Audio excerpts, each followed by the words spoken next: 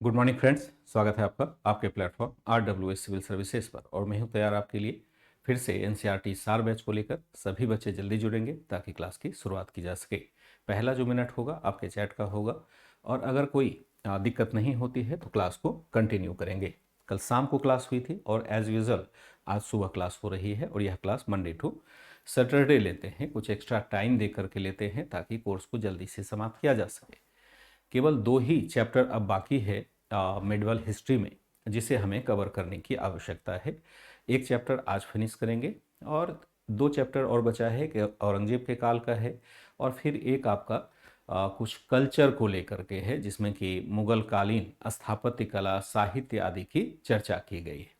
तो मुगल कालीन स्थापत्य कला आदि की चर्चा सबसे लास्ट में करेंगे, क्योंकि बीच में करने का कोई मतलब बनता नहीं है। पहले औरंगजेब तक के शासनकाल को देख लेंगे और उसके बाद फिर कल्चर की चर्चा करेंगे। तो इसके बाद हम लोग सीधे एक नए चैप्टर पर शिफ्ट करेंगे। आज हालांकि समय लगेगा, हो सकता है 1 घंटे का समय लग जाए इस चैप्टर को फिनिश करने में, और देन फिर हम लोग 17वीं सदी का भारत आज समाप्त हो जाएगा। इसके बाद हम लोग नेक्स्ट चैप्टर पर शिफ्ट करेंगे, जो औरंगजेब के काल का इतिहास होगा, यानी एक साम्राज्य का विघटन जब शुरू हो जाता है, यानी साम्राज्य का चरमोत्कर्ष और विघटन दोनों उस समय देखेंगे।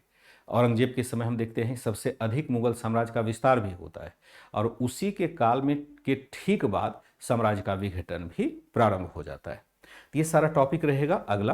पहले आज इसे फिनिश कर लेते हैं, जो सामने टॉपिक है 17वीं सदी के पूर्वार्ध का भारत, फिर 17वीं सदी के उत्तरार्ध का भारत देखेंगे। वेरी गुड मॉर्निंग सभी बच्चों को, गुड मॉर्निंग। और शेड्यूल में क्लास शाम की दिखा रहा है, टेलीग्राम ग्रुप में भी यही आया है प्रिंस जी, तो जहाँ है वही देखेंगे। कभी कभी क्या होता है कि कभी कभी शेड्यूल बनाने में दिक्कत आ जाती है। जैसे कल शाम की क्लास थी, तो कल शाम की क्लास थी तो आज भी वह क्लास शाम को ही बना दिया गया होगा, लेकिन आज तो सुबह ही लेना होता है, तो कभी कभी बनाने वाले से भी गलती हो जाती है। ऐसा नहीं है कि एकदम सब लोग भगवान के करीब आदमी ही, ह्यूमन एरर हो जाता है।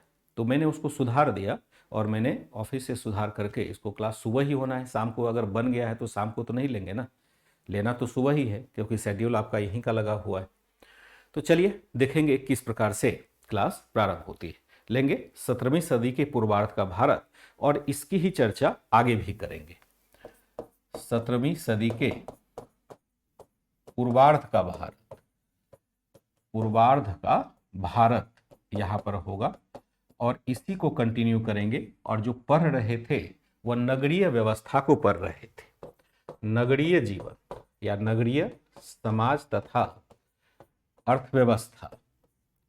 नगरीय समाज तथा अर्थव्यवस्था को हमें पढ़ना है। क्या पढ़ना है इसमें, यह देखने की जरूरत होगी। नगरीय समाज और अर्थव्यवस्था में हमने मोटे तौर पर देखा था कि नगर में जो मूलतः लोग रहते हैं वह प्रशासनिक अधिकारी हैं, सेना के लोग रहते हैं, श्रमिक रहते हैं, धर्म के लोग रहेंगे। और ऐसा नहीं है केवल यही है, बल्कि विदेशी तत्व भी नगरों में रहते हैं। यानी नगर की जनसंख्या थोड़ी डाइवर्सिफाइड होती है, अलग अलग वर्ग के लोग यहाँ पर रहते हैं।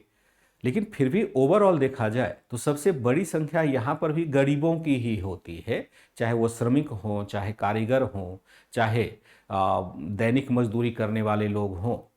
तो शहर में या नगर में सबसे बड़ी जनसंख्या अभी भी गरीबों की ही होती है। बहुत अमीर जो होते हैं वो मुश्किल से 10% के भीतर होते हैं। 90% जनसंख्या सर्वाइव कर रही होती है, चाहे गांव में चाहे शहर में। इस काल में भी यही स्थिति यहाँ पर भी थी। जैसा कि हमने देखा था कि जो नगरीय जनसंख्या है उसका निर्माण गरीबों से ही होता है, और जो औसत वेतन था 2 रुपये मासिक वर्ग से कम ही हुआ करता था, कम ही हुआ करता था। ठीक है, यहां देखेंगे कि जो शासक वर्ग में कौन कौन शामिल थे। शासक वर्ग में शामिल थे, कौन होंगे शामिल, शामिल थे, कौन शामिल थे। यहां पर जो शामिल होंगे वो सभी वर्ग के लोग होंगे, चाहे भारतीय मुसलमान हो, चाहे विदेशी मुसलमान हो, चाहे मुगलों के साथ या उसके रिश्तेदार जो होंगे, सभी लोग शासक वर्ग में शामिल है। यहां अब कोई नस्लीय भेद नहीं हो रहा है। जो भी योग्य व्यक्ति है और जिसे बादशाह चाहता है उसे शासक वर्ग में शामिल कर लेता है, और यहाँ नस्ल धर्म का ख्याल नहीं रखा जाता है।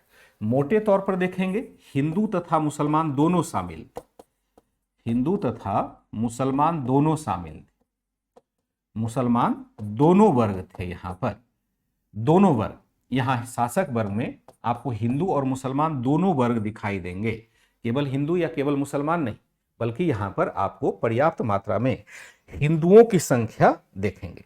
जैसे मनसबदारी व्यवस्था में देखेंगे, मनसबदारी व्यवस्था में हिंदुओं का अच्छा खासा योगदान था। मनसबदारी व्यवस्था में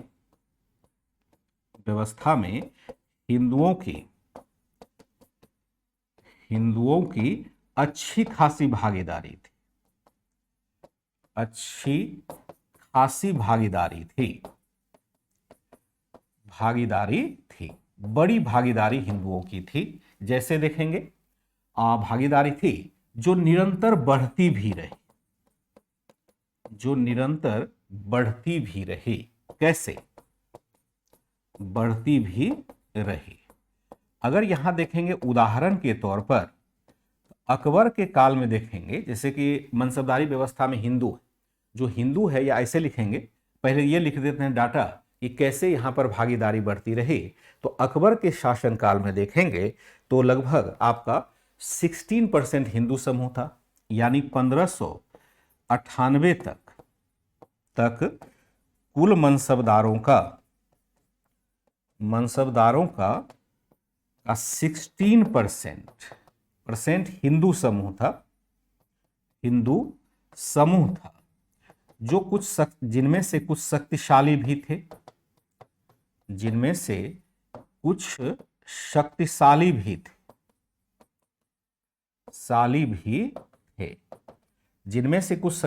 भी थे, और 1598 का मतलब क्या होगा, ये अकबर का कार्यकाल है।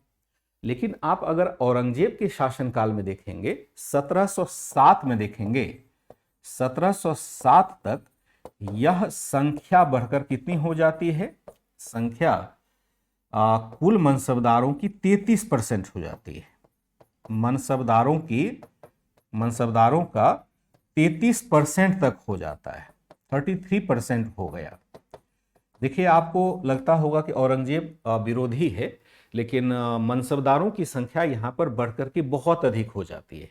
कहां 16% था 1598 में, और कहां ये 33% हो जाता है अगर औरंगजेब के लास्ट काल को देखें तो इसका मतलब है कि बड़ी संख्या में हिंदू मनसबदार यहां पर शामिल थे। ऐसा क्यों हुआ, इसका एक कारण है।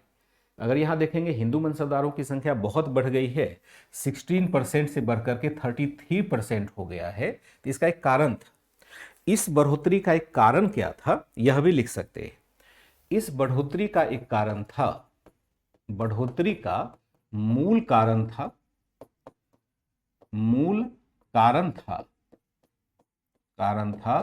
कि मनसबदारी समूह में या मनसबदारी व्यवस्था में मराठों का शामिल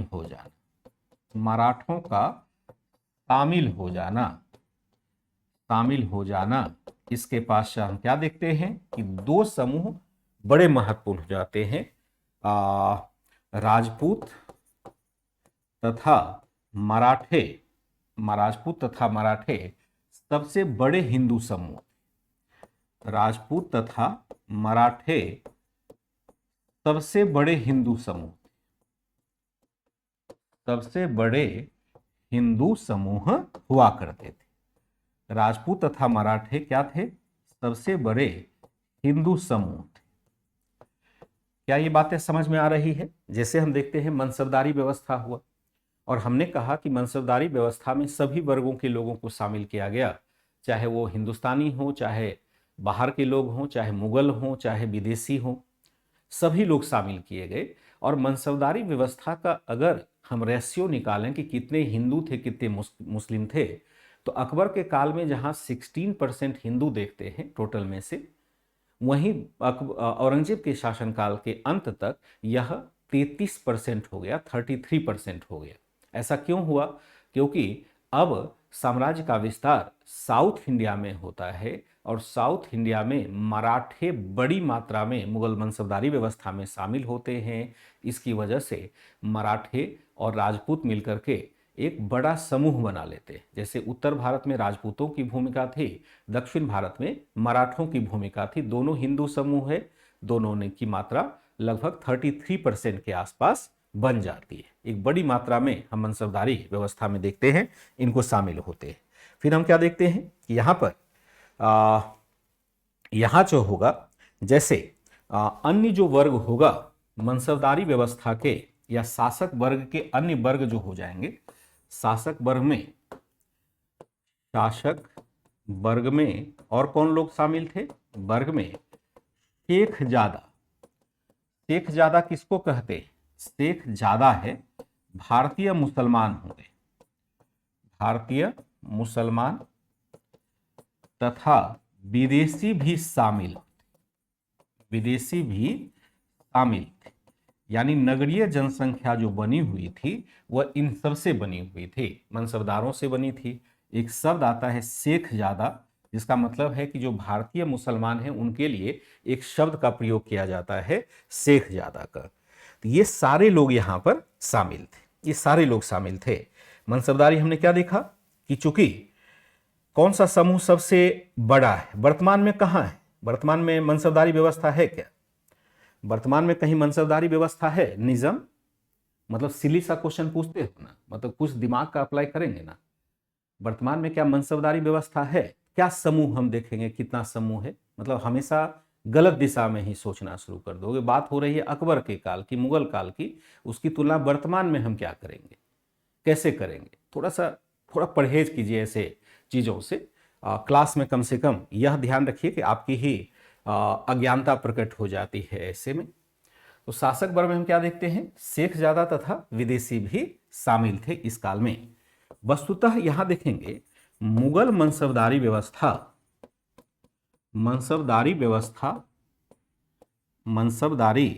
व्यवस्था की शर्तें चूंकि इतनी आकर्षक थी, कि शर्तें चूंकि इतनी आकर्षक थी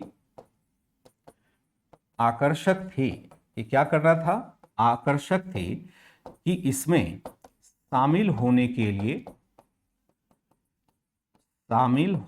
लिए दूर दूर से लोग आते थे। इसमें शामिल होने के लिए कहां से आते थे? दूर दूर से लोग आते थे। इसकी वजह से भी इसकी संख्या, ये मनसबदारों की संख्या बढ़ती चली गई, ऐसा हम मानते हैं। क्या करते हैं? मनसबदारों की संख्या बढ़ती चली गई, इसमें बड़ी संख्या में लोग यहां पर शामिल होने आते थे। ठीक है, यहां हम क्या देखते हैं? यहां पर ये था आपका मनसबदारी व्यवस्था से। एक वर्ग और भी है जो शहरी और ग्रामीण दोनों क्षेत्र से जुड़ा हुआ है, इसको हम कहते हैं जमींदार वर्ग। जमींदार वर्ग क्या है? यह है वंशानुगत भूस्वामी। वंशानुगत भूमि स्वामी को क्या कहते हैं, या भूमि के मालिक को, मैं शब्द भी बड़ा सोच समझ के मुझे डालना जाता है। वंशानुगत भूमि के मालिक को जमींदार कहा जाता था। जमींदार कहा जाता था जो बड़े क्षेत्र पर, बड़ी भूमि पर नियंत्रण रखता था, या बड़ी मात्रा में भूमि पर नियंत्रण रखता था। बड़ी मात्रा में भूमि पर नियंत्रण रखता था, या भूमि पर वंशानुगत नियंत्रण रखता था। वंशानुगत नियंत्रण रखता था। इसे ही हम पहले क्या कहते थे? नियंत्रण रखता था। ऐसे ग्रामीण जमींदार को पहले क्या कहा जाता था? ऐसे ग्रामीण जमींदार को पहले खुत मुकद्दम आदि कहा जाता था। खुत मुकद्दम आदि कहा जाता था। मुकद्दम आदि कहा जाता था, नाम इसका अलग था, कहा जाता था। इसको पहले खुत या मुकद्दम आदि कहा जाएगा। जमींदार वर्ग कौन है? कि वंशानुगत भूमि के मालिक को जमींदार कहा जाता था, जो बड़ी मात्रा में भूमि पर वंशानुगत नियंत्रण रखता था। ऐसे ग्रामीण जमींदार को पहले खुत मुकद्दम आदि कहा जाता था। खुत या मुकद्दम आदि कहा जाता था। जानते हैं, पहले हम लोगों ने सुना है, जैसे अलाउद्दीन खिलजी सबके काल में हमने खुद और मुकद्दम का नाम पहले ही सुना हुआ है। यह क्या है? एक प्रकार का वंशानुगत जमींदार। वंशानुगत का मतलब होता है कि अपनी भूमि वंश परंपरा से हमें ही मिलती रहे। जैसे मेरे दादाजी की भूमि होगी, मेरे पिताजी के पास जाएगी, मेरे पिताजी के पास जो भूमि होगी वह मेरे पास जाएगी। लेकिन 1-2 एकड़ वाले को हम जमींदार नहीं कहते। जब बड़ी मात्रा में कोई भूमि पर अधिकार रखता है तो और क्षेत्र पर उसका प्रभाव रहता है तो उसको हम जमींदार कहते हैं। जमीन का दार यानी जमीन का मालिक। लेकिन 1-2 बीघे वाले को तो नहीं कहेंगे ना जमींदार, उसको तो सीमांत किसान कहते हैं। तो यहाँ पर बहुत सारी जो प्रक्रिया प्राचीन भारत में आपने देखा था, भूमि अनुदान की स्थापित हुई थी कि बड़ी मात्रा में ब्राह्मणों को, प्रशासनिक अधिकारियों को भूमि अनुदान दिया गया था, जिससे पहले हमने देखा था सामंत जैसे अधिकारी आ गए थे। अब सामंत तो समाप्त हो गया है, लेकिन उसका थोड़ा सा अधिकार कम होकर के जमींदारों में समाहित हो गया है। यानी जो पहले सामंत हुआ करते थे उनमें से बहुत सारा जमींदार कहलाने लग गया है। जमींदार का शाब्दिक अर्थ है जमीन का मालिक।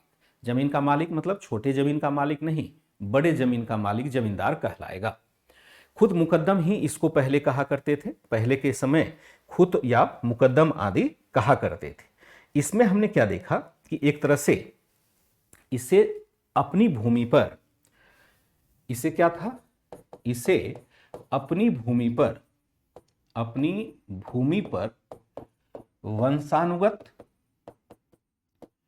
वंशानुगत भूराजस्व वसूली का अधिकार होता था। भूराजस्व वसूली का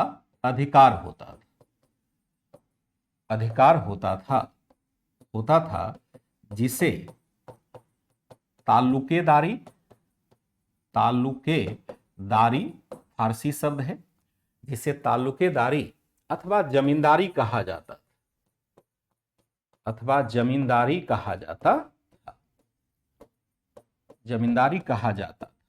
जिसे ताल्लुकेदारी या जमींदारी कहा जाता। जमींदार से जमींदारी बना है। जमींदार एक व्यक्ति का नाम है। जमींदारी क्या हो जाएगा? जहां वो शासन करता है या उसके अधीन आने वाला जो क्षेत्र होगा, लैंड होगा, जहां तक लैंड होगा वह उसकी जमींदारी होगा। जैसे गांव में भी देखते हैं, सुनते हैं, शब्द कहा जाता है कि ये तुम्हारी जमींदारी है क्या? तो जमींदारी का मतलब है कि जहां से तक हमारे जमीन की अधिकारिता है उसको हम ताल्लुक भी कह सकते हैं। तालुका शब्द इसी से बना हुआ है, ताल्लुकदारी से ही। तालुका जो खास करके डिस्ट्रिक्ट लेवल का एक क्षेत्र होगा वह भी हम देखते हैं इसी से बना हुआ है। फारसी शब्द है, पहले तो फारसी यूज होता था, लेकिन अगर संस्कृत में देखें तो ताल्लुकेदारी और जमींदारी एक जैसा ही शब्द हो जाता है। दोनों के मायने एक जैसे ही हो जाते हैं। यहां पर हम क्या देते हैं, इसको वंशानुगत भूमि राजस्व का एकड़ में कितना बीघा होता है ये तो नहीं पता चलेगा, क्योंकि अब दोनों का मानक अलग हो गया है। बीघे का मतलब होता है, बीघे का की इकाई अलग अलग जगह पर अलग अलग है। बीघे को कहीं विस्वा में बांटते हैं, कहीं कट्ठे में बांटते हैं, जैसे 3 कठिया व्यवस्था मॉडर्न में पढ़ेंगे। राजस्थान में अलग है। अब बीघा जैसी इकाई समाप्त हो गया, लेकिन अब उसकी जगह एकड़ हो गया। और एकड़ में कितना डिसमिल होता है, जो हम भूमि की मापन करते हैं तो डिसमिल से करते हैं। डिसमिल छोटी इकाई है, उससे बड़ी एकड़ है, और उससे बड़ी हेक्टेयर है। ये आप लोग नेट पर ही देख लेंगे तो मिल जाएगा आपको। तो तालुकेदारी तथा जमींदारी कहा गया। जमींदार भूराजस्व वसूली के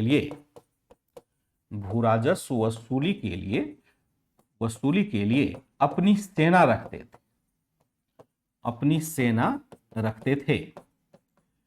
सेना रखते थे तथा ये बहुधा क्या थे? बहुधा वर्ग के आधार पर संगठित भी हो जाते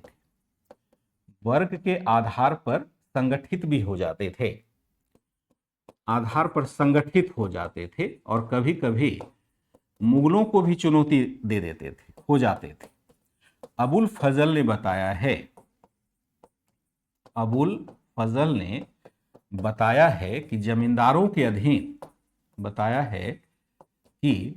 सभी जमींदारों को मिलाकर सभी जमींदारों के अधीन 44 लाख सेना थी।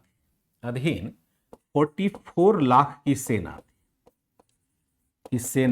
अब समझिए कितनी बड़ी सेना यह रखता था अपने भू राजस्व वसूली के लिए, भू राजस्व वसूली के लिए अपनी सेना बनाता था।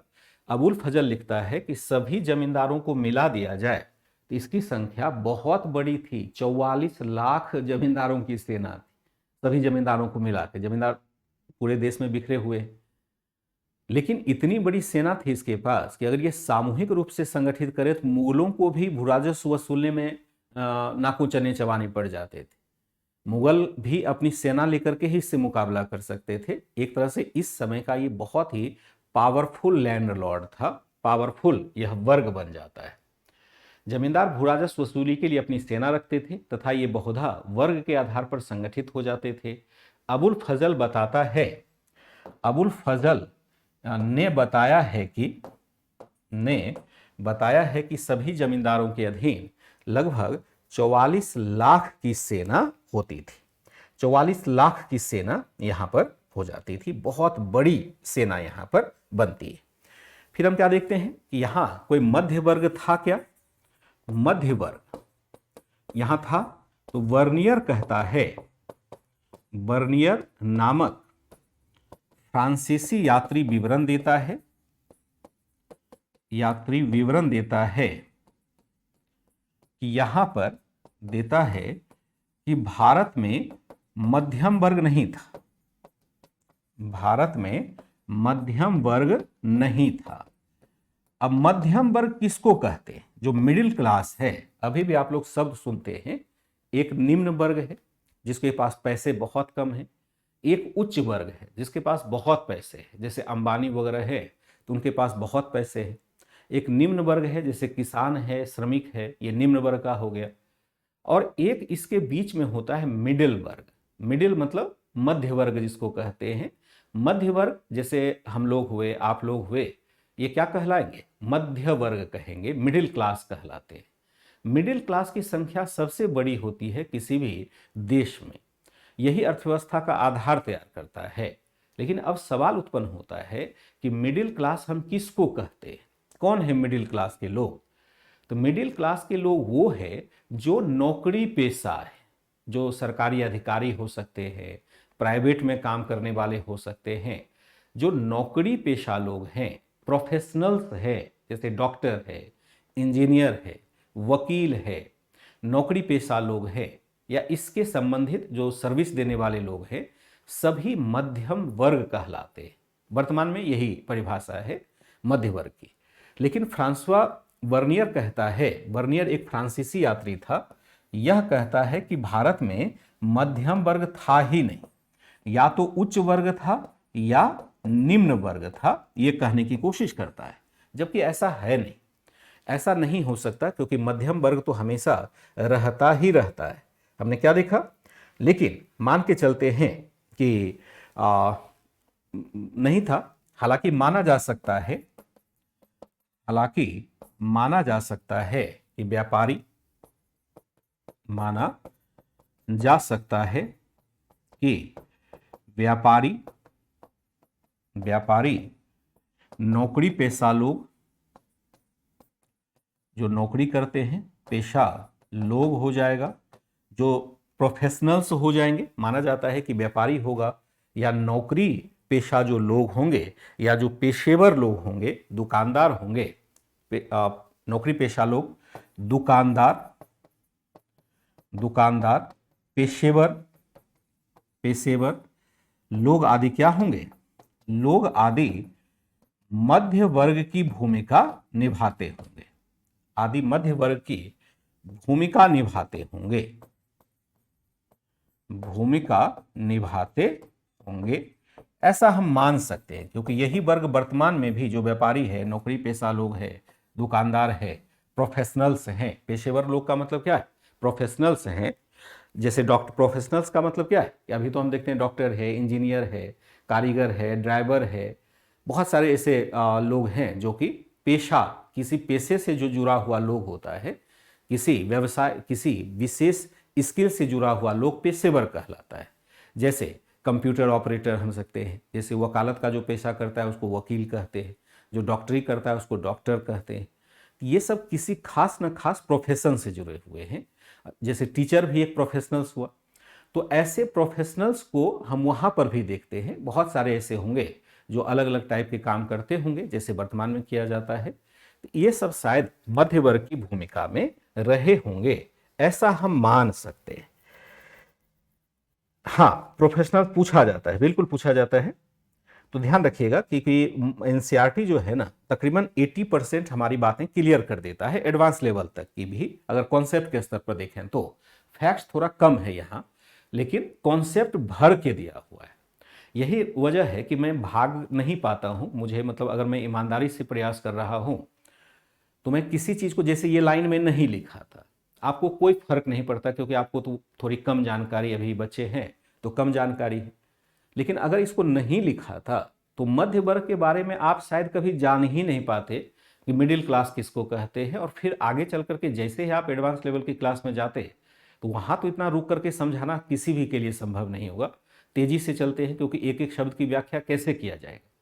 तो वहाँ फिर आप अधूरा ही तैयारी करते हैं। जितने भी ऑफलाइन के भी बच्चे हैं वो भी अधूरी ही तैयारी कर रहे होते हैं, इसलिए आप देखेंगे चौथे पाँचवें साल में जाकर के उसका ज्ञान खुलता है, धीरे धीरे धीरे पढ़ते पढ़ते ज्ञान खुलता है। अगर हम एनसीईआरटी को पढ़ लेते हैं तो ये ज्ञान की बातें जो छोटी सी ही है लेकिन अच्छी है, यही हम प्राप्त कर लेते हैं, हमें बाहर भटकने की आवश्यकता नहीं पड़ती है। ठीक है, यहां से क्वेश्चन पूछा गया और क्वेश्चन हर जगह से पूछा गया। जैसे मैं अभी लिखाऊंगा आपका व्यापार वाणिज्य की स्थिति, तो वहां पर भी देखेंगे वहां से भी क्वेश्चन पूछा गया है। क्या पूछा गया है मैं बताऊंगा। व्यापार वाणिज्य अगर देखा जाए, व्यापार वाणिज्य यानी ट्रेड एंड कॉमर्स की क्या स्थिति रही है। ट्रेड एंड कॉमर्स में देखेंगे कि बड़े पैमाने पर भारतीय व्यापार यहां पर हो रहा है। भारतीय व्यापारी क्या थे? भारतीय व्यापारी पूरे देश में फैले थे। व्यापारी पूरे देश में फैले थे, जो फैले थे, जो क्या करते थे, जो स्थानीय तथा अंतः क्षेत्रीय व्यापार करते थे। अंतः क्षेत्रीय व्यापार करते थे। अब देखिए यहां पर एक कॉन्सेप्ट है कि जिसको हम अंतरराष्ट्रीय नहीं कहते, अंतः क्षेत्रीय कहते। अंतः क्षेत्रीय व्यापार करते थे, अंतः क्षेत्रीय व्यापार करते थे।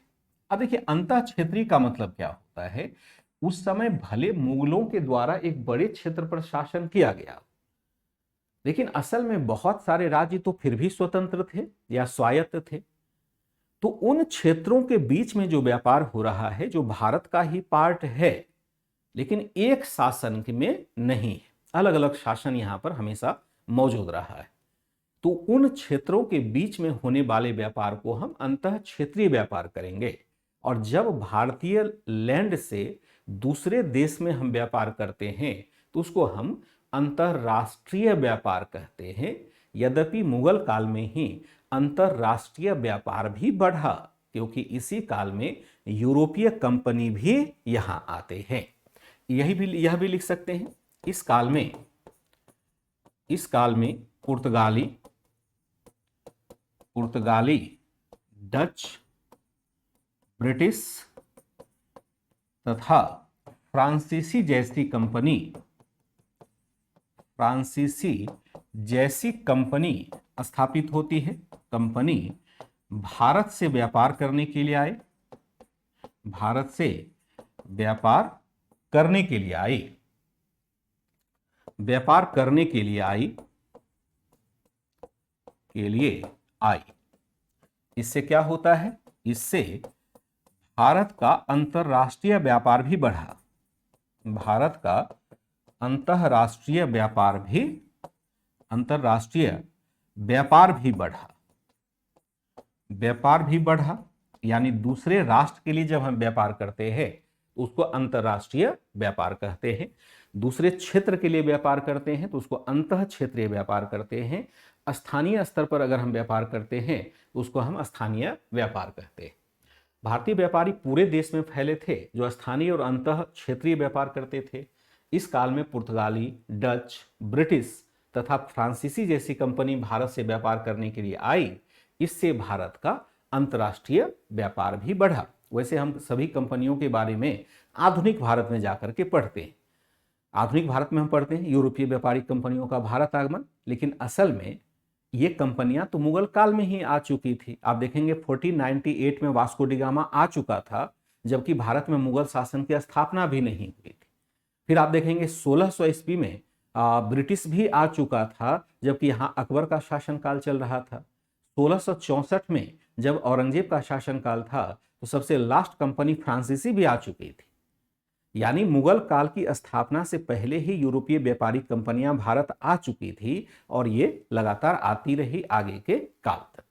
व्यापारिक कंपनियों के बारे में हमने कभी सुना है या नहीं सुना है? ठीक है, हम क्या देखते हैं कि यहां पर बड़े क्षेत्रों पर हम व्यापार देखते हैं।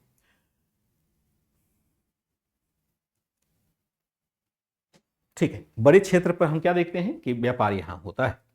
जो भारतीय व्यापारी थे, भारतीय व्यापारी ग्रामीण क्षेत्र से बड़े पैमाने पर खरीदारी कर, ग्रामीण क्षेत्र से बड़े पैमाने पर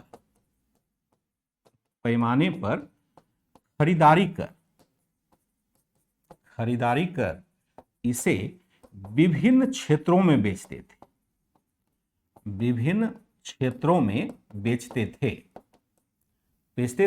इसके लिए बेचते थे, इसके लिए क्या था?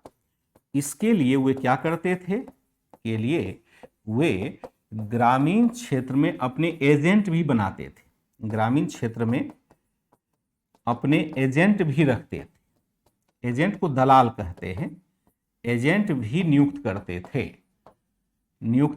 करते थे। बड़े पैमाने पर यहां पर हम क्या देखते हैं? व्यापार हो रहा है। और खरीदारी कहां से होनी है? ग्रामीण क्षेत्र से ही होनी है, क्योंकि उत्पादन जो अनाजों का हो रहा है खास करके वो ग्रामीण क्षेत्र में हो रहा है। और ग्रामीण क्षेत्र से सभी अगर व्यापार करने लगेगा तो भाई अनाजों की वहां कमी हो जाएगी। तो इसलिए व्यापारी समूह क्या करते थे कि अपने अपने एजेंट ग्रामीण क्षेत्र में नियुक्त करते थे, जो किसानों से अनाज को वसूलते थे या खरीदते थे और फिर व्यापारी को पहुंचा देते थे। कैसे पहुंचाया जाता था? मुख्य मार्ग यहां पर हम क्या देखते हैं कि अनाजों की का परिवहन किसके माध्यम से होता था? परिवहन, अनाजों के परिवहन से बंजारा समुदाय जुड़ा होता था। अनाजों के परिवहन से बंजारा समुदाय जुड़ा होता था।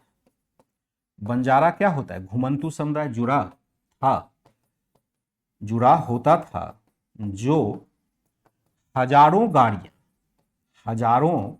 गाड़ियों के काफिले के साथ काफिले को कॉन्वॉय कहते हैं। हजारों गाड़ियों के काफिले के साथ अनाजों का परिवहन करता था।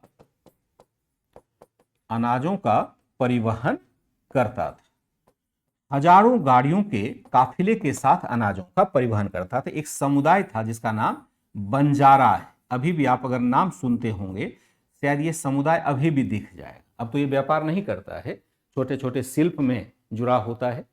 बंजारे क्या होते थे? बंजारे, जैसे हमने संतलत काल में एक नाम सुना था, कारवानिया क्या था? घुमक्कर व्यापारी था। बंजारे क्या होते हैं? घूम घूम करके अनाज खरीदते थे और उसको बैलगाड़ी पर लाद करके शहरी केंद्रों तक पहुंचाते थे। घूम घूम करके ये अनाज खरीदते थे और शहरी क्षेत्रों में इसे भेजते थे। लेकिन इसके साथ एक विशेष पद्धति है कि ये अकेले नहीं चलते थे, इनके बीवी बच्चे सभी साथ ही रहते थे और इसकी संख्या एक बार में हजारों हो सकती थी, हजारों बैलगाड़ी हो सकती थी। हजारों बैलगाड़ी के साथ ये चलते थे, हजारों गाड़ियों के काफिले के साथ चलते थे। यानी एक साथ हजारों गाड़ी चल रही है बंजारों की, जिसमें अनाज लदे हुए। समझिए कैसा दृश्य रहा होगा। इसके लिए रोड वोड तो बढ़िया बनाना पड़ेगा ना, नहीं तो कितना समय लग जाएगा। कानून व्यवस्था की अच्छी स्थापना करनी पड़ेगी, नहीं तो फिर रास्ते में ही लूट लेगा इन सब चीज़ को। तो ये सब भी रखा जाता था, ये सारे प्रोविजन किए गए थे। चूंकि मुगल शासक कानून व्यवस्था की स्थापना पर विशेष ध्यान देते थे, तो व्यापार करने में कोई दिक्कत नहीं होती थी। ठीक है, ये लोग हम क्या कहते हैं? नहीं, जबरदस्ती क्यों करेंगे? वसूली पैसे से करेंगे ना। वसूली का मतलब है खरीदारी। वसूली जमींदार या व्यापारी वसूली जबरदस्ती कैसे करेगा? सरकार तो फिर भी कर सकता है, जमींदार तो पैसा दे के न खरीदेगा। तो वसूली का मतलब है वहां से पैसा दे करके उसको प्राप्त करना। देखिए होता क्या है कि जब फसल का अभी भी होता है, पता नहीं आप लोगों ने, मतलब मैं इसलिए संदेह व्यक्त करता हूँ कि बहुत सारे जो शब्द आप निकालते हैं वो लगता है कि सामान्यतया सुना होना चाहिए और आप लोग जानते नहीं हैं, इसलिए मैं शायद शब्द का प्रयोग करता हूँ। तो शायद आप लोग जानते होंगे कि ग्रामीण क्षेत्र में जब किसी फसल का उत्पादन होता है तो वह सस्ता होता है। मतलब इवन आप शहर की तुलना में देखेंगे, अगर नगर में कोई सब्जी या वेजिटेबल 100 रुपये किलो है, गांव में एक्चुअल में वह 10 रुपये किलो में ही प्राप्त होता है। एक्चुअल कीमत उसकी 10 होती है, बाजार आते आते उसकी कीमत महंगी हो जाती है। तो किसान तो 10 रुपये में ही बेच रहा है, उसे 100 रुपये से कोई लेना देना नहीं है, क्योंकि खेत पर उत्पादन हुआ वहीं पर बिक्री हो गई, कहानी खत्म। किसान बाजार कहाँ ले जा पाएगा? जिसके पास है कैपेसिटी वो जाता है। अब तो ट्रैक्टर वगैरह लोग रखने लगे और लोग पहुंच जाते हैं। लेकिन स्थानीय तौर पर हम देखते हैं कि बहुत सारे छोटे किसान होते हैं जो स्थानीय व्यापारी हैं, उन्हीं को बेच देते हैं, भैया ले जाओ, मुझे इस टेंशन में नहीं पड़ना। उनको टाइम भी नहीं है, संसाधन भी नहीं है। पहले भी यही होता था। ग्रामीण क्षेत्र में जो भी उत्पादन होता है वो सस्ता होता है नगर की तुलना में। तो नगर के व्यापारी अपने एजेंट को गांव भेज देते थे कि जाओ और जो प्रोडक्शन हो रहा है उस पर कब्जा कर लो, यानी पैसा दे करके अपने लिए रोक लो। और फिर गाड़ी भेजते थे बंजारों वाला, और बंजारे उस पर लाद करके सामान को ले आते थे। यह अभी भी होता है, कोई नई बात नहीं है। मतलब उस समय कोई यूनिक चीज नहीं था। व्यापार हमेशा ग्रामीण क्षेत्र से शहरी क्षेत्र में होता ही रहा है। अब थोड़ा आसान हो गया, क्योंकि गांव तक हमने देखा सड़कें बन गई। अब सड़क बनेगी तो बैलगाड़ी के जगह पर जो माल वाहन है, यानी ट्रक है, ट्रैक्टर है, वही पहुंच जाएगा। तो बैलगाड़ी की अब जरूरत रही नहीं, तब अधिक काम होने लग गया। पहले जब सड़क नहीं बनी हुई थी ग्रामीण क्षेत्र तक, तो हमें मजबूरी में ऐसे लोगों का सहारा लेना पड़ता था। तो अनाजों के परिवहन से बंजारा समुदाय जुड़ा होता था, जो गाड़ियों के काफिले के साथ अनाजों का परिवहन करता था। व्यापार के लिए नदी मार्ग का प्रयोग आमतौर पर होता था। के लिए नदी मार्गों का प्रयोग प्रायः किया जाता था। मार्गों का प्रयोग भी होता था क्योंकि यह सस्ता था। प्रयोग होता था क्योंकि यह एक सस्ता विकल्प, क्योंकि परिवहन का यह सस्ता विकल्प था। सस्ता विकल्प था। नाव वगैरह देखा है कि नहीं? कभी नाव चलते सब देखा है आप लोगों ने? नाव, जहाज, शिप जो होते हैं, शिप तो छोड़ो, नाव जो लकड़ी का काला जैसा नाव होता है, क्या आप लोगों ने देखा है या नहीं देखा है? तो अनाजों के परिवहन से बंजारा समुदाय जुड़ा होता था, जो हजारों गाड़ियों के काफिले के साथ अनाजों का परिवहन करता था। व्यापार के लिए नदी मार्गों का प्रयोग होता था क्योंकि परिवहन का यह सस्ता विकल्प होता था। यानी नदी मार्ग से हम मतलब बिना किसी लागत के अधिक सामानों की ढुलाई कर सकते हैं। पहले वैसा नदी तो नहीं है ना। अब पहले तो मतलब अभी जैसा नदी नहीं है। कभी नदियों में देखते हैं पानी ही बड़ा कम है, नाव चलना मुश्किल है, नाव व्यापार करना बड़ा मुश्किल होता है। लेकिन पहले के नदी जल से बड़े समृद्ध होते थे, और वहां पर नाव के माध्यम से, नाव पर आप बहुत लोड दे देंगे तो भी वो हवा के सहारे चल पड़ता है। पतवार के सहारे वो आराम से गाड़ी चल पड़ती है, और नाव को चलाने में किसी ईंधन की जरूरत तो होती नहीं। वर्तमान में तो मोटर वाले नाव आ गए हैं, ये तो गलत प्रक्रिया है। पहले मोटर वगैरह तो था नहीं, या तो हम चप्पू के सहारे ऐसे ऐसे करके आगे बढ़ाते थे, या हम पतवार मतलब लगा देते थे एक, जिसकी वजह से वो हवा उसको धकेलते हुए चलती थी, पानी पर नाव आराम से चल पाता था। एक सस्ता विकल्प था, और देखा जाए तो यह सुरक्षित भी अधिक था, क्योंकि नदी मार्ग में लुटेरे कम होते थे और स्थल मार्ग में लुटेरे अधिक होते। ठीक है। हाँ, बैठे हैं नाव में। हो सकता है सभी नहीं बैठे होंगे, क्योंकि जो शहरी क्षेत्र में रहते हैं उन लोगों को नाव कहाँ देखने को मिलेगा। अब नदी है ही नहीं तो नाव कहाँ से मिलेगा। ठीक है। हम क्या देखते हैं कि जो व्यापार की मद होती थी, व्यापार की मद क्या होती थी उस समय? मुगल काल की बात हो रही है। व्यापार की मद जो होती थी वह मुख्यतः था आपका कपड़ा तथा खाद्यान्न ही होता था। कपड़ा तथा खाद्यान्न व्यापार की प्रमुख मद थी। यानी कपड़े का हम व्यापार करते हैं, और खाद्यान्न यानी खाद्य पदार्थों का हम व्यापार करते हैं।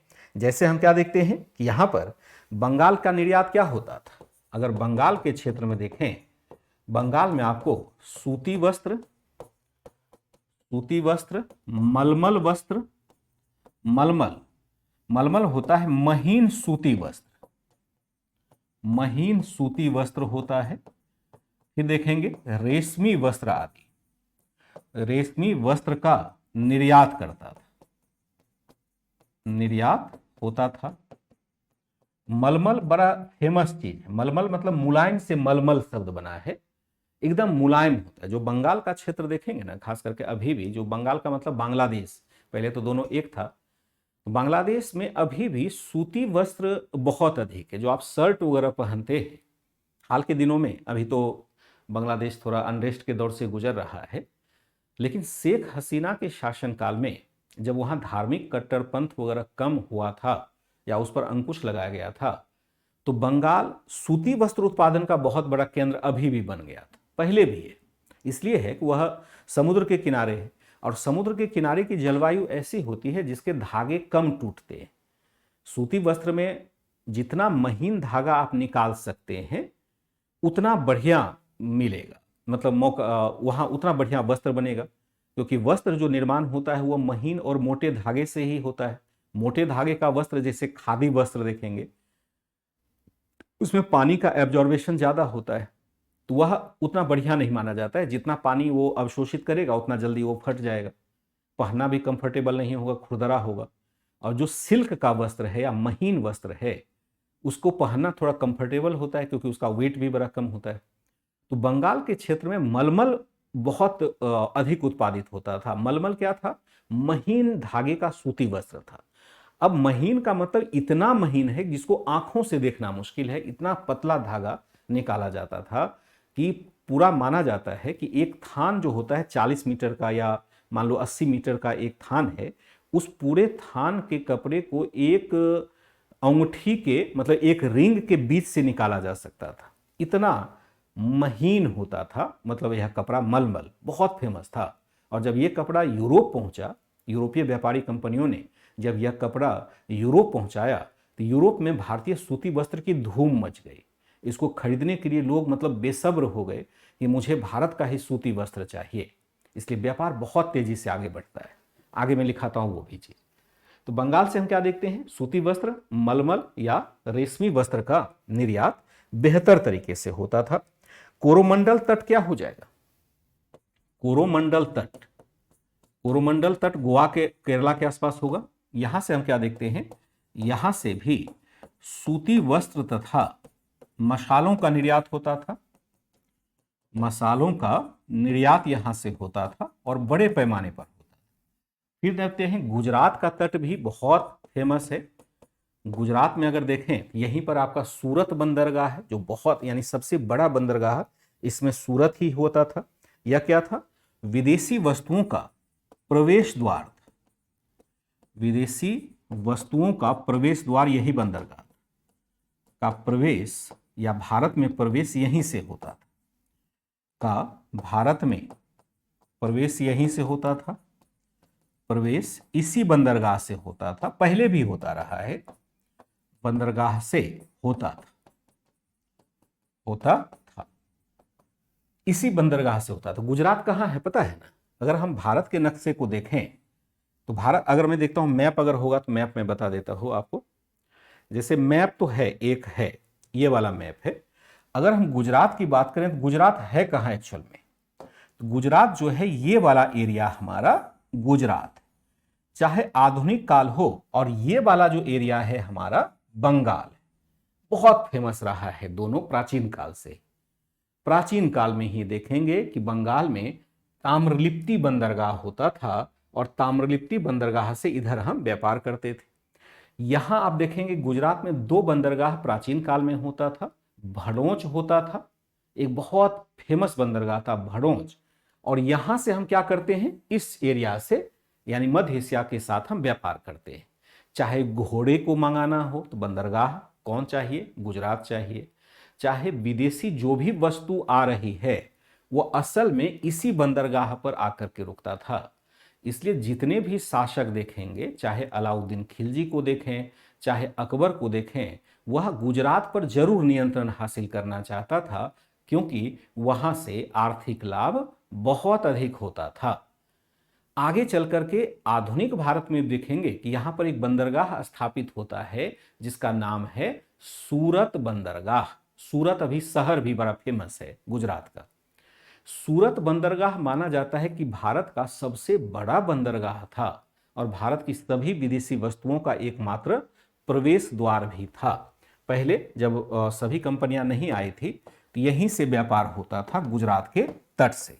आशा करता हूं कि आपने गुजरात का तट देखा होगा मैप में। मैप में देख लिया। विदेशी वस्तुओं का भारत में प्रवेश इसी बंदरगाह से होता था, इसी बंदरगाह से होता था। फिर हम देखते हैं कि धन के लेन देन के लिए एक विशेष व्यवस्था विकसित की थी। ऐसे लिखेंगे, भारत के व्यापारियों ने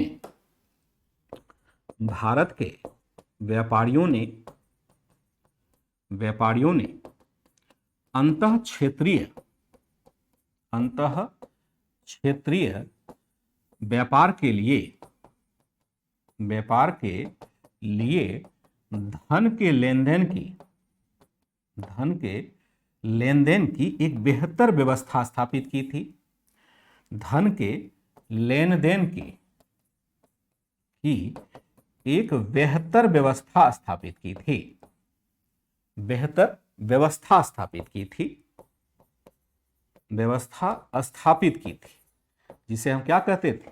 स्थापित की थी, जिसे हुंडी व्यवस्था कहा जाता था। हुंडी व्यवस्था कहा जाता था, जिसे हुंडी व्यवस्था कहा जाता था।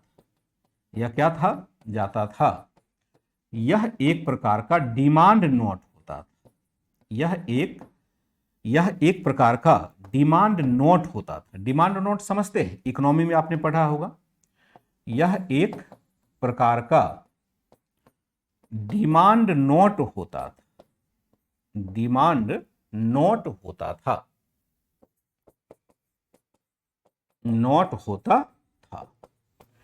ठीक है। भारत के व्यापारियों ने अंतः क्षेत्रीय व्यापार के लिए धन के लेन देन की एक बहुत ही बेहतर व्यवस्था स्थापित की थी, जिसको हम क्या कहते हैं? हुंडी व्यवस्था कहते हैं। यह एक प्रकार का डिमांड नोट होता था। डिमांड नोट क्या होता है कि हमने एक डिमांड नोट बना करके, यानी एक आंकड़ा लिख करके आपको दे दिया, एक कागज में लिख करके दे दिया, और जब आप दूसरे जगह कहीं जाते हैं, जैसे आप उत्तर प्रदेश में व्यापार कर रहे हैं और आपको अपनी वस्तु तमिलनाडु में जाके बेचना है, तो क्या करेंगे? पैसे का लेन देन कैसे होगा? वहां जाके आप सामान देंगे और सामान आपने उत्तर प्रदेश के व्यापारी से खरीदा है, तो कैसे वहां पर प्राप्त करेंगे? अब तो दिक्कत है नहीं, अब तो फटाफट आप यूपीआई कर दीजिएगा। नहीं कर देंगे, फटाफट यूपीआई कर देंगे, पैसा उसको मिल जाएगा। या बैंक टू बैंक हम ट्रांसफर कर देंगे, आरटीजीएस कर देंगे, एनएफटी कर देंगे, या बैंक ड्राफ्ट बना के दे देंगे। बहुत सारे तरीके हैं, चेक काट देंगे। अब तो धन के अंतरण के बहुत सारे तरीके हैं, क्योंकि अब सिस्टमैटिक बैंकिंग सिस्टम हमारा डेवलप हो चुका है। पहले तो ये था नहीं। अब अगर धन का लेन देन करना है तो व्यापारी क्या करते थे? अपना एक सील लगाते थे, मुहर लगाते थे, उस पर लिख देते थे कि संबंधित व्यक्ति को इतना धन दे दिया जाए। हाथ से लिख दिया और उसको हमने कहा डिमांड नोट। उसको संभाल के हमने रख लिया और उत्तर प्रदेश से चल के तमिलनाडु के जाकर के व्यापारी को दिया, भाई ये पैसा मुझे दो, वो पैसा भुगतान कर देते थे। एक सिस्टम ऐसा बना लिया था इन लोगों ने। यद्यपि बहुत कम संचार के साधन थे, लेकिन आधुनिक बैंकिंग जैसी व्यवस्था भी इसने स्थापित कर लिया था। इसको हम हुंडी व्यवस्था कहते हैं, याद रखिएगा। वर्तमान में इसी को हम बैंकिंग व्यवस्था कहते हैं या डिमांड नोट व्यवस्था कहते हैं। इसको हम डिमांड नोट कहते हैं वर्तमान में। उस समय उन लोगों ने हुंडी व्यवस्था का विकास कर लिया था। एक बहुत अच्छी व्यवस्था थी, क्योंकि भारत में बैंक नहीं होते थे। बैंकिंग सिस्टम का विकास तो बहुत बाद में जाकर के हुआ है, जब ब्रिटिश वगैरह आ गए। पहले व्यापारी ही क्या करते थे? बैंकिंग का कार्य करते थे। यह भी लिख सकते हैं, पहले व्यापारी समूह ही बैंक की भूमिका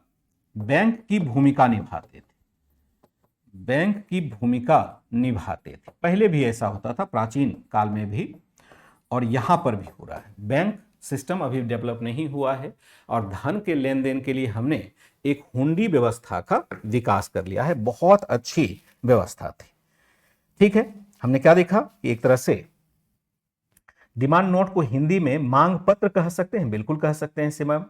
डिमांड नोट को हम क्या कहेंगे? मांग पत्र कह सकते हैं, लेकिन मांग पत्र तो समझना और मुश्किल हो जाएगा।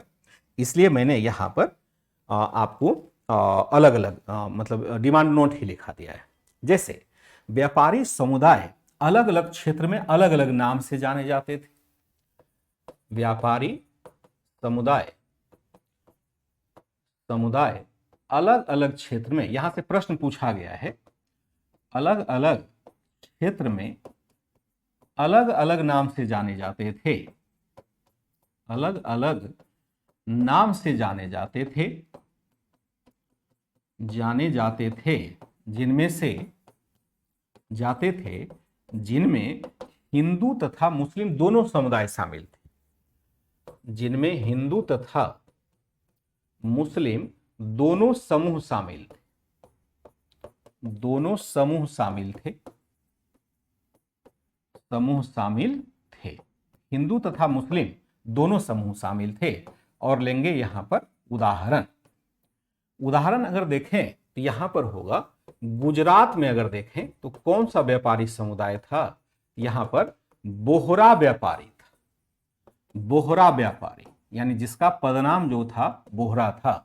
जो प्रमुख व्यापारी होगा कौन होगा, प्रमुख था इसमें बिरजी बोहरा, बिरजी बोहरा, बिरजी बोहरा नाम है। बिरजी बोहरा के ऊपर प्रश्न पूछा गया है। गुजरात क्षेत्र में हम देखते हैं कि बोहरा व्यापारी समुदाय बहुत ही अधिक चर्चा में था। जैसे हम देखते हैं बिरजी बोहरा नाम बहुत फेमस रहा है। इतिहास में अगर पढ़ेंगे तो बिरजी बोहरा को हम एक तरह से हम नाम देखते हैं, ये क्या था, सूरत का सबसे बड़ा व्यापारी था, सूरत का सबसे बड़ा व्यापारी, सबसे बड़ा व्यापारी था। यानी सूरत अगर व्यापार करना चाहते हैं बिरजी बोहरा के साथ करना होगा। दूसरा होगा अब्दुल गफूर बोहरा, गफूर बोहरा, ये भी मतलब इसको जब मरा था अब्दुल गफूर बोहरा को, तो माना जाता है कि अब्दुल गफूर बोहरा जब मरा तो उसको 55 लाख कैश घर में पड़ा हुआ था, मतलब सोने का सिक्का था 55 लाख, 55 लाख, तो आप समझिए कि बहुत बड़ी रकम होगी तब की, जबकि पूरे एक व्यक्ति का, एक परिवार का मासिक वेतन 2 रुपये हुआ करता था। इसके पास जो कैश स्वर्ण सिक्के पड़े हुए थे वो 55 लाख थे। हजारों नाव थे इसके, हजारों जहाज थे, मतलब बैलगाड़ियां वगैरह हुआ करती थी। अब्दुल गफूर बोहरा को इतना अधिक धनवान हुआ करता था, मान के चलें अभी का अडानी अंबानी सब बोहरा साहब थे। ये कहाँ थे, लेकिन गुजरात क्षेत्र में थे। कहाँ थे, गुजरात क्षेत्र में थे।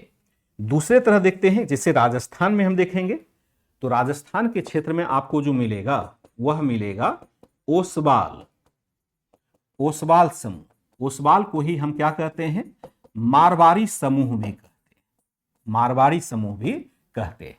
ओसवाल को ही बाद में हम मारवाड़ी समूह कहने लगते हैं। और एक हो जाएगा आपका माहेश्वरी उपाधि, अभी भी देखेंगे ये सब मिलेगा, ओसवाल उपाधि मिलेगा, माहेश्वरी उपाधि मिलेगा। जो व्यापारिक समुदाय है उनको ये उपाधि आप प्राप्त करते देखते हैं, ठीक है। ओसवाल या माहेश्वरी आदि उपाधि अभी भी आपको दिखाई देगा। और ये सभी मारवाड़ी समूह देखेंगे तो व्यापार से ही जुड़े हुए होते हैं, व्यापार से ही जुड़े होते हैं।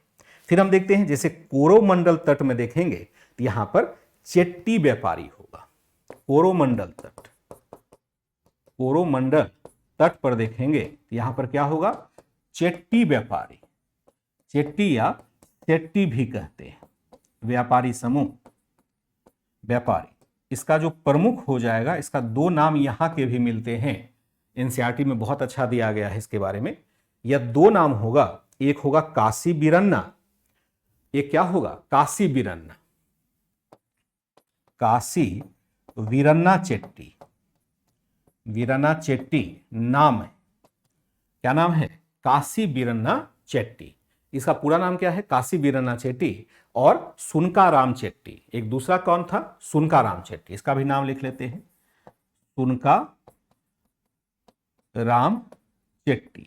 ये सब व्यक्ति के नाम हैं जो आपको गुजरात के क्षेत्र में, राजस्थान के क्षेत्र में, कोरोमंडल तट पर ये बड़े बड़े व्यापारी हैं। जैसे वर्तमान में हम देखते हैं अडानी जी हैं, अंबानी जी हैं, टाटा जी हैं, बिरला जी हैं, ये सब क्या है, ये सब सारे यहाँ पर रखते हैं, सब सारे यहाँ पर रहते हैं। एलोन मस्क था, ये लोग सही कह सकते हैं, एलॉन मस्क एक तरह से था, शिवांगी ने सही कहा, एलॉन मस्क जैसा ये था, इतना पैसा इसके पास था जितना कि अभी हम वर्तमान में भारत में देखें व्यापारी उसको देखते हैं। यहां पर हम क्या देखते हैं, मुगल शासक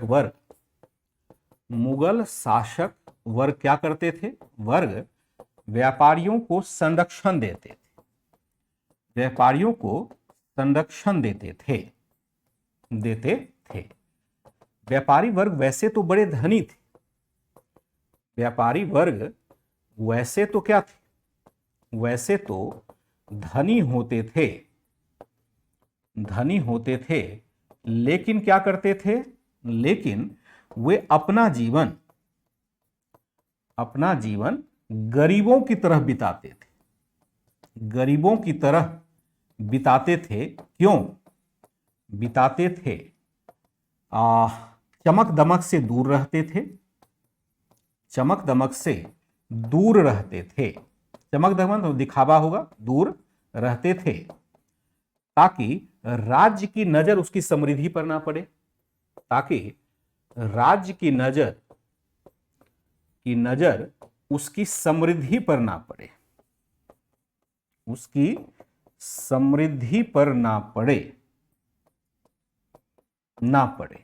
अब देखिए एक बड़ा दिलचस्प है, जो हम देखते हैं ना कि अभी भी आपको जो जितना धनवान होगा खास करके व्यापारी समुदाय में वो उतने कंजर की तरह रहता है। उसका कारण है, ये तो हमने देखा राजस्थान कोरोमंडल तट में मुगल शासक वर्ग व्यापारियों को संरक्षण देते थे।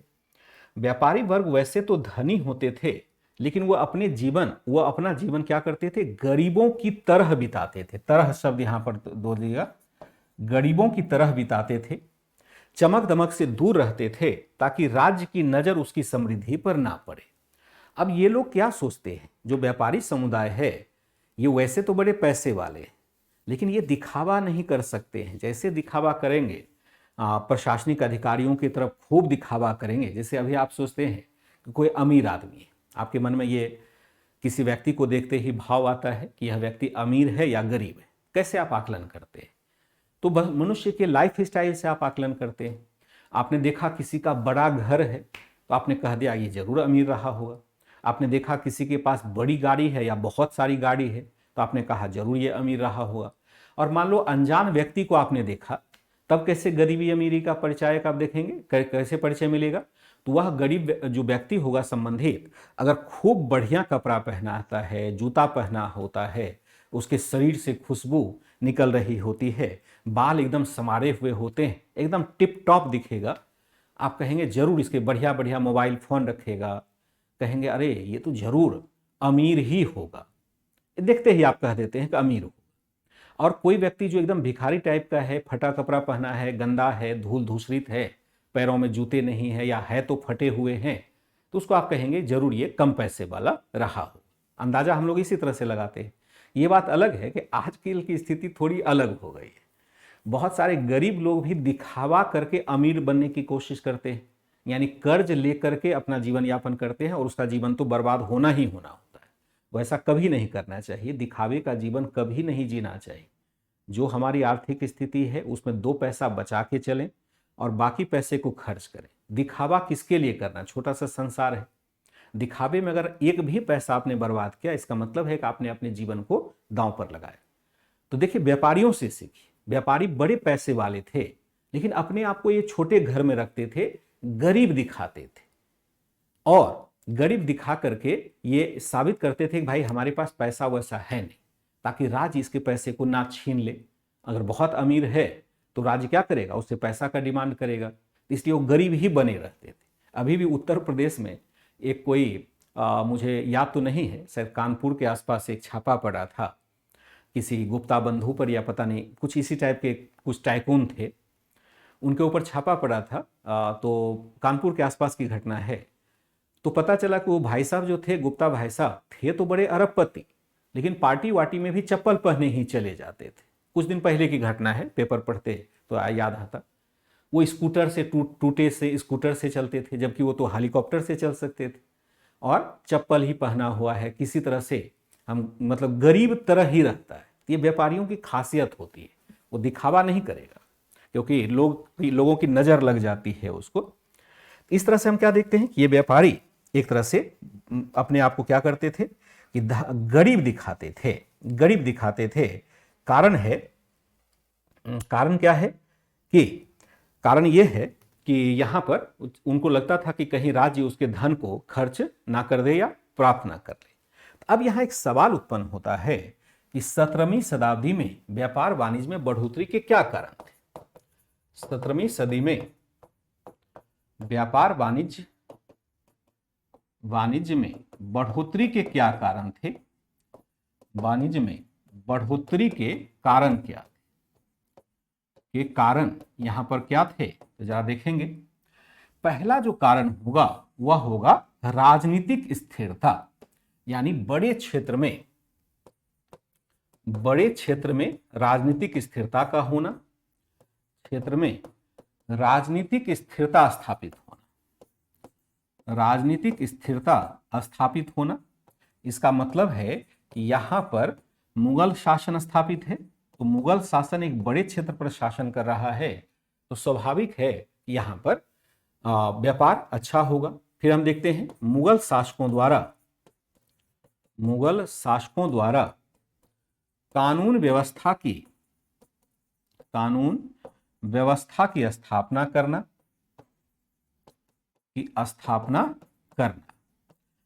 सड़क तथा संचार साधनों का विकास करना, सड़क तथा संचार साधनों का विकास करना, सड़क तथा संचार साधनों का विकास करना, साधनों का विकास करना यानी बहुत सारे रोड बनाए गए, विकास करना। ये सारे काम हो सकते हैं कि बड़े क्षेत्र में राजनीतिक स्थिरता स्थापित होती है, मुगल शासकों द्वारा कानून व्यवस्था की भी स्थापना की जाती है। फिर हम क्या देखते हैं कि सड़क सराय निर्माण होता है। फिर हम क्या देखते हैं, चुंगी व्यवस्था में चुंगी वसूली व्यवस्था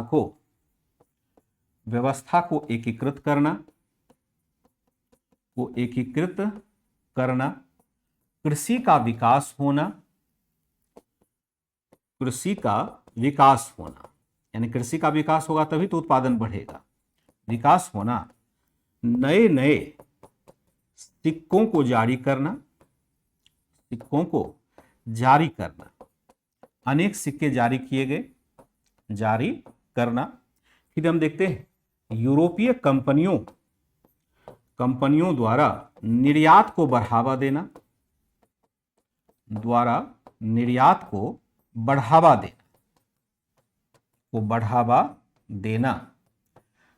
बंदूक निर्माण। यहां पर हम क्या देखते हैं कि विभिन्न शासकों के द्वारा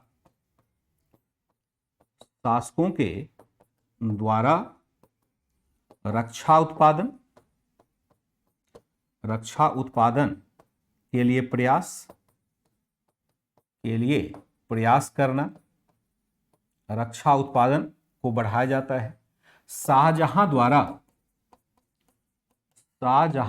द्वारा सामुद्रिक व्यापार के लिए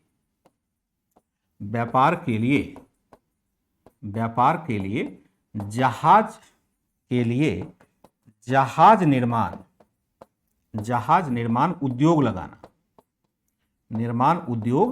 लगाना, मैं बोर्ड से हटता हूं, जहाज निर्माण उद्योग लगाना।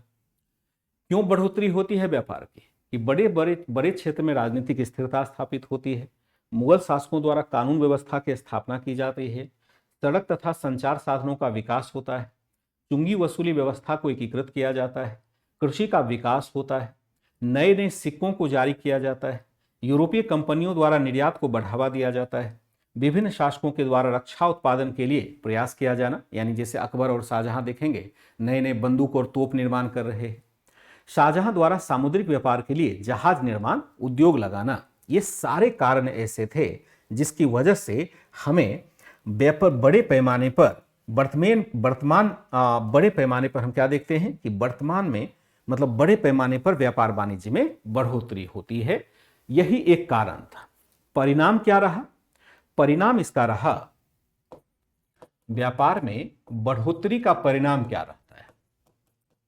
बढ़ोतरी का परिणाम यहां पर हम क्या देखते हैं कि बड़े बड़े नगरों की, या ऐसे कह सकते हैं नगरों की समृद्धि बढ़ी, नगरों की समृद्धि तथा आकार बढ़ा, आकार बढ़ा, बढ़ा, नए नगर भी स्थापित हुए, नगर भी स्थापित होते, स्थापित हुए।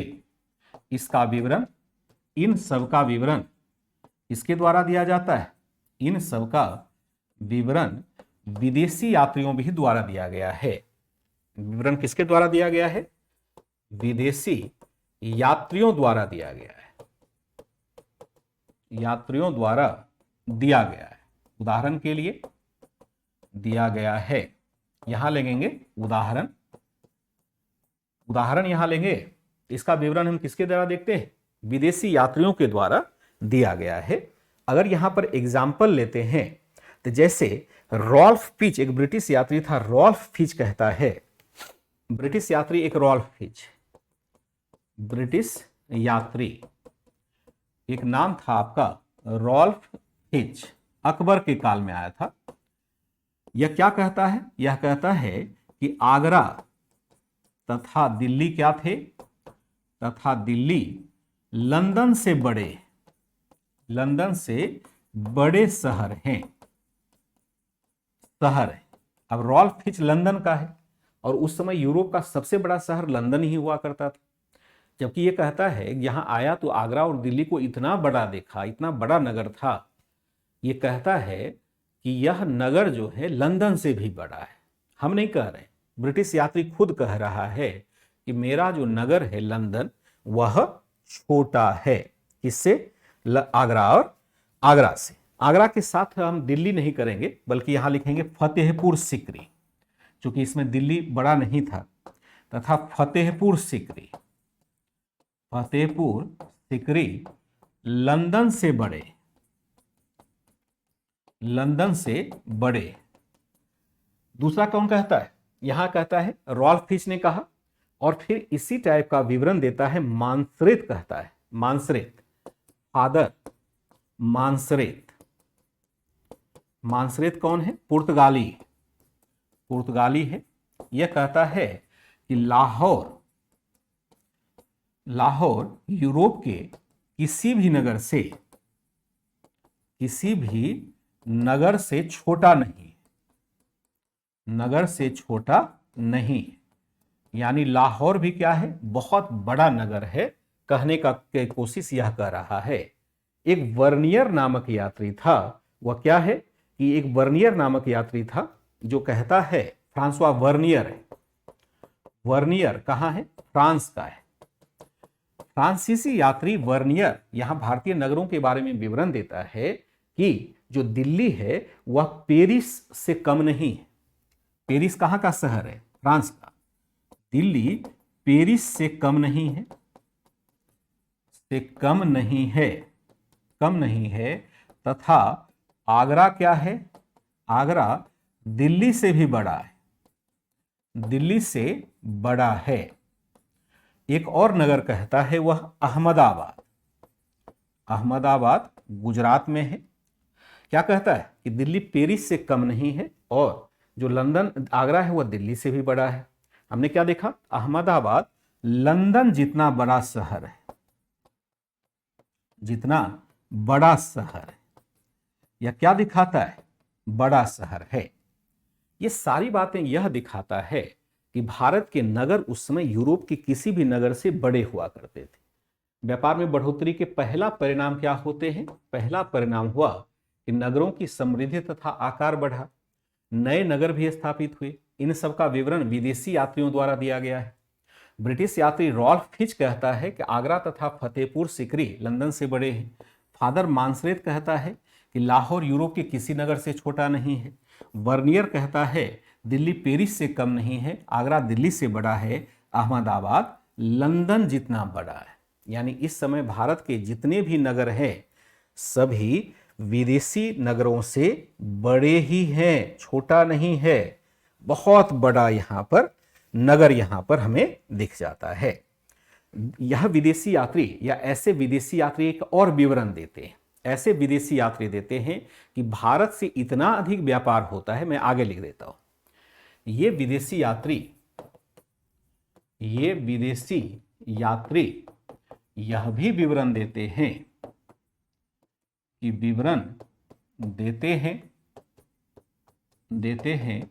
कि भारत से विश्व को, या यूरोप समेत विश्व कर दीजिए ज्यादा अच्छा होगा, भारत से यूरोप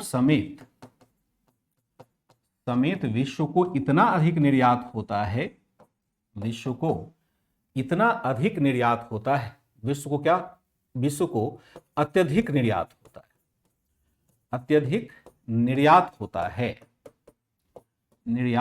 है,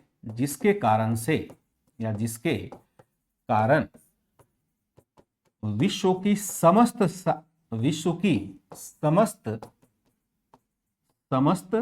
चांदी तथा सोना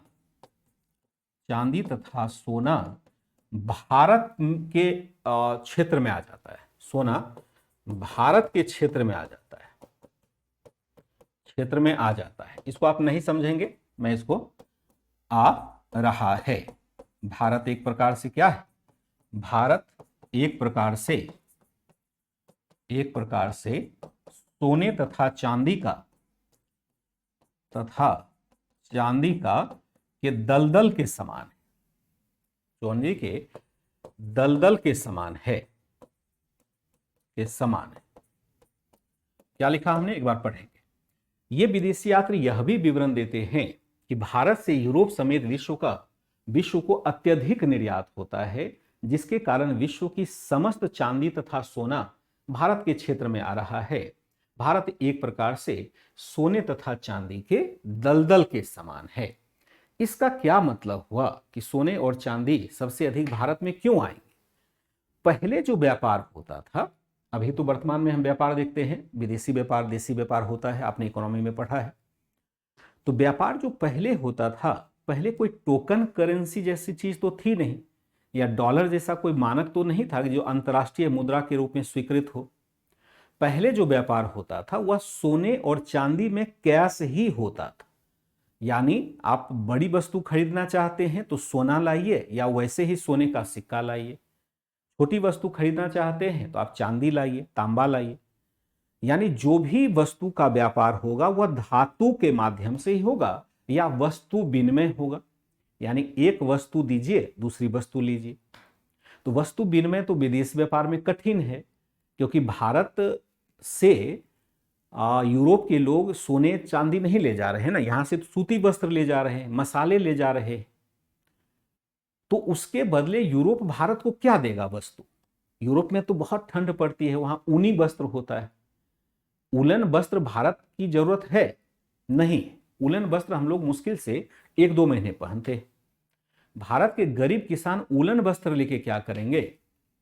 इसलिए वस्तु व्यापार तो हो ही नहीं सकता है। वस्तु व्यापार तो तभी होगा जब उस वस्तु की हमें जरूरत होगी।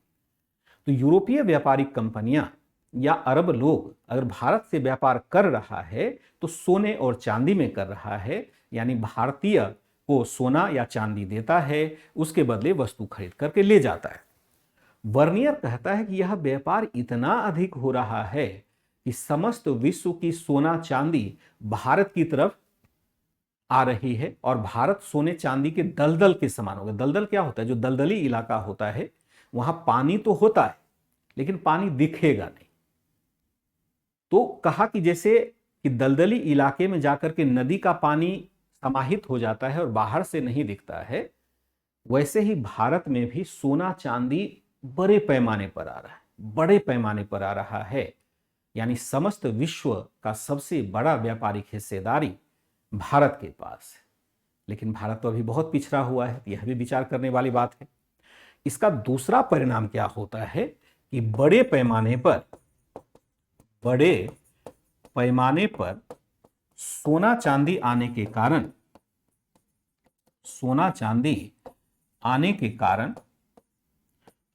कारण भारत में क्या होता है? भारत में महंगाई बेतहाशा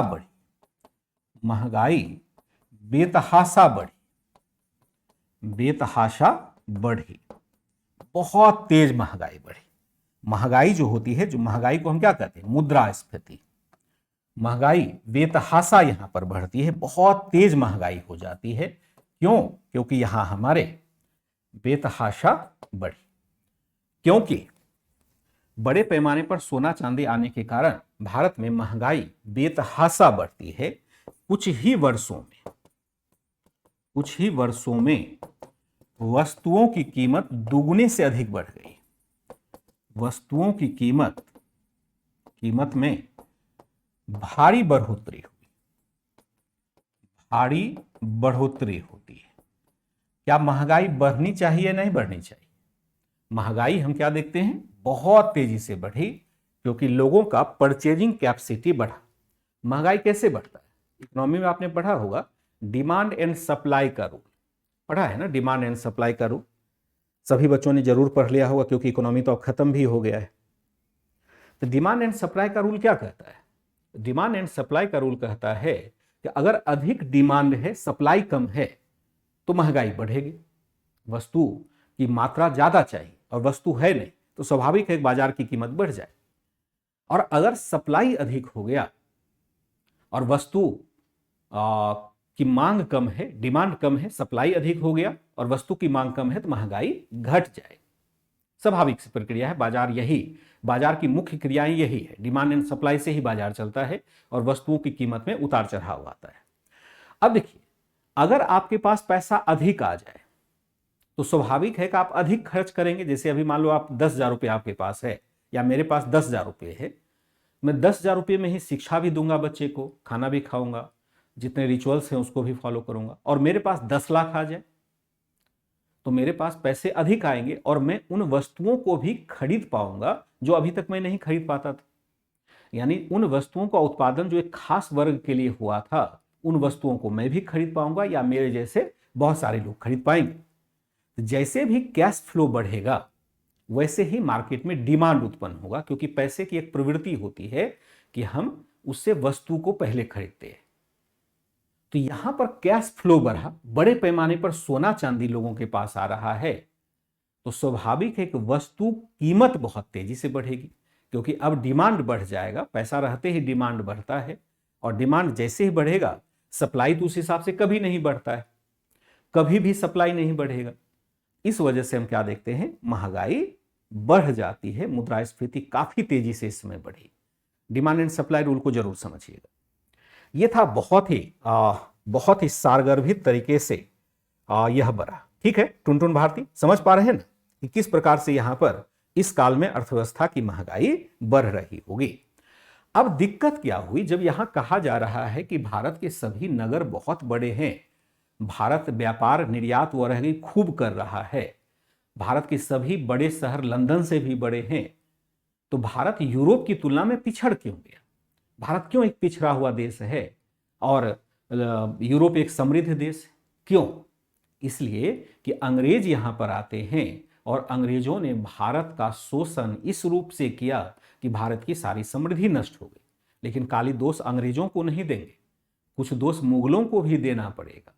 मुगल शासकों ने जो प्रोडक्शन कृषि का है उसको बढ़ाने पर तो योगदान दिया, लेकिन व्यापार वाणिज्य में इनोवेशन चाहिए, नवीनीकरण चाहिए।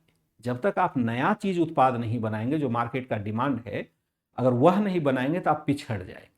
जैसे आप देखते हैं, अमेरिका सबसे बड़ा देश है, सबसे समृद्ध देश है, तो अमेरिका समृद्ध कैसे बन गया?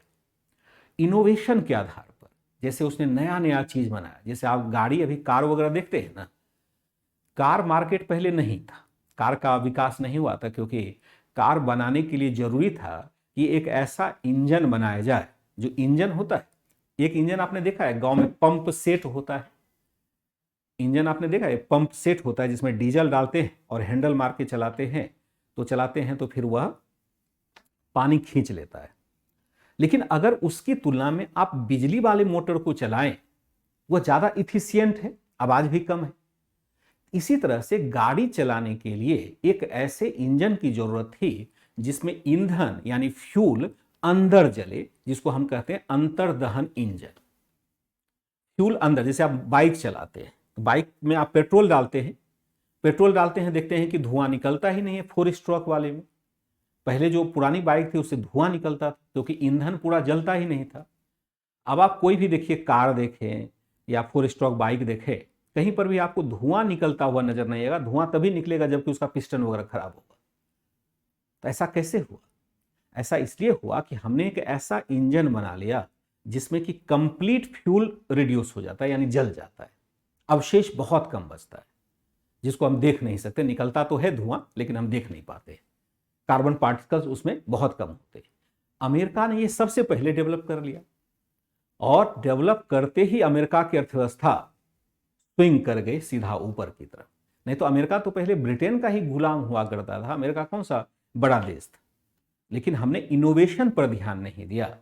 मुगल शासकों ने इनोवेशन पर ध्यान नहीं दिया। उन्होंने भवन निर्माण पर ध्यान दिया, जैसे ताजमहल उन्होंने बनाया, बड़े बड़े किले बनाए, लेकिन उसका हम निर्यात नहीं कर सकते। नो डाउट, जब किला बना होगा, ताजमहल बना होगा, तो उस समय बहुत सारे मजदूरों को रोजगार मिला, लेकिन वह अनस्किल्ड लेबर हुआ ना। हमें तो स्किल डेवलपमेंट पर काम करना चाहिए, जबकि हमारे पास स्किल्ड लोग थे। लेकिन शासक राजा है, राजा तो अपना खोए हुए हैं अपने धुन में। उनको क्या पता कि विश्व में क्या हो रहा है? उनको तो पता ही नहीं था कि लंदन कहाँ है, लंदन में क्या घटनाएं हो रही है, क्योंकि ऐसा संपर्क हमने कभी बना के रखा ही नहीं। इससे अच्छा तो प्राचीन भारत था, जहाँ की हमने यूरोमन व्यापार से संपर्क बना के रखा था। बहरहाल, ये सब सारी कहानी थी, और मैंने कुछ जो पॉइंट आपको बताया, यह महसूस करने के लिए बताया कि आप महसूस कीजिए, याद करिए, क्योंकि आगे इससे पाला आपको पड़ेगा कि भारत की अर्थव्यवस्था यूरोप की तुलना में क्यों पिछड़ती चली गई। भारत एक समय बहुत ही समृद्ध हुआ करता था, तो भारत की अर्थव्यवस्था यूरोप की तुलना में क्यों पिछड़ती चली गई, भारत क्यों पीछे होता चला गया। अमेरिका इनोवेशन पर ज्यादा फोकस करता है, अब नहीं कर पा रहा है, अब वो भी पिछड़ा हो रहा है। आप देखिएगा कि अब चाइना इनोवेशन पर बहुत अधिक ध्यान दे रहा है, भारत भी इनोवेशन पर ध्यान दे रहा है। अभी सेमीकंडक्टर चिप वगैरह बनाने की कोशिश कर रहा है। भारत ने भी प्रयास किया, लेकिन भारत अभी बहुत पीछे है। चाइना ने इस बात को पहले ही समझ लिया, चाहे उसने लोकतांत्रिक प्रक्रियाओं के दमन के माध्यम से या जैसे भी हो, इनोवेशन पर उसने ध्यान दिया, और वह अमेरिका को टक्कर देने की स्थिति में आ गया है। अमेरिका को टक्कर अगर दे रहा है तो कौन दे रहा है? चाइना दे रहा है, क्योंकि उसने इनोवेशन पर बहुत अधिक फोकस किया था। सारी बातों को विचार कीजिएगा। आज की क्लास को यहीं रखेंगे, कल मैं फिर आता हूं, बढ़ाऊंगा नए चैप्टर के साथ, जो खास करके औरंगजेब वाला चैप्टर होगा। मुझे लगता है कि इस सप्ताह या अगले सप्ताह के फर्स्ट मतलब 2-3 क्लास में ही मध्यकालीन समाप्त होगा, फिर हम लोग मॉडर्न हिस्ट्री में एंट्री करेंगे। Bye and take care.